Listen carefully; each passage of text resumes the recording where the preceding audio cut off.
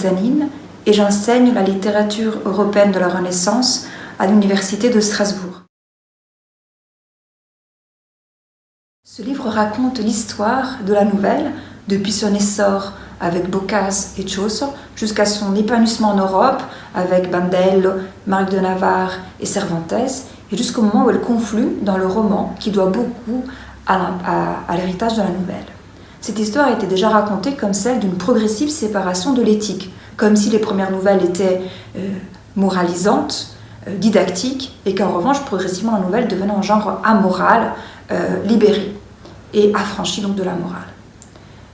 Mais si l'on regarde des textes, on se rend compte que cette histoire est loin d'être linéaire, puisque certaines nouvelles de la fin du XVIe siècle sont beaucoup plus moralisées que celles du XIVe siècle.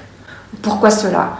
Peut-être parce que justement l'histoire de l'éthique du récit n'est pas celle d'une progressive séparation, mais plutôt celle d'une évolution conjointe, où éthique et littérature changent dans le temps, et ce pour le mieux et pour le pire. Pour le mieux, comme quand au XIVe ou XVe siècle, on pense que lire des fictions peut nous aider à mieux comprendre le monde, à mieux agir et à être heureux. Et pour le pire, quand en revanche, à la fin du XVIe, on considère que lire des récits et des fictions peut être dangereux et conduire à corrompre les lecteurs. Cela veut dire aussi qu'au moment où se développent en Europe de nouvelles idées poétiques, à la fin du XVIe, comme l'idée que la fiction peut représenter tout le réel, eh bien, cette nouvelle ouverture de la fiction, au lieu de porter les lecteurs à pouvoir tout imaginer, est utilisée pour contrôler et pour contraindre leur vision du monde. J'ai été surprise par l'importance nouvelle que prend l'éthique dans la littérature contemporaine. Alors qu'il y a 20 ans, seule la valeur esthétique comptait, aujourd'hui, pour qu'un livre soit beau, il faut qu'il soit bon ou du moins utile.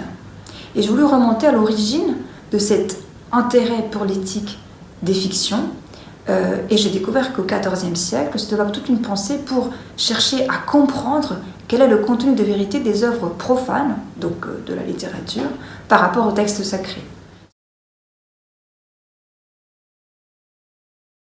Plus qu'une citation, c'est des images que je voudrais retenir.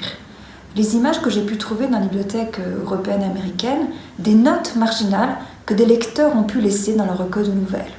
On découvre ainsi que non seulement des savants, mais également des meuniers, des banquiers, des prêtres et des pirates annotaient furieusement leurs copies du Décaméron et d'autres recueils pour chercher à en extraire un sens, une vérité qui soit bonne pour eux au moment de la lecture. Une autre image que je voudrais laisser, celle d'un lieu, une bibliothèque, celle de Wolfenbüttel, qui se trouve dans le nord de l'Allemagne.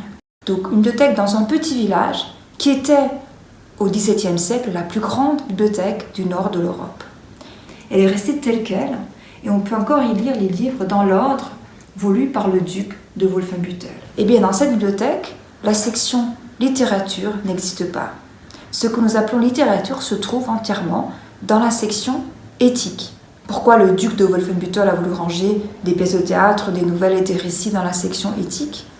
Eh bien, non pas par mépris de la littérature, mais au contraire pour que ces citoyens puissent voir quelle utilité tirer de ces textes et que chacun puisse en choisir un et découvrir un contenu de vérité utile pour lui aujourd'hui.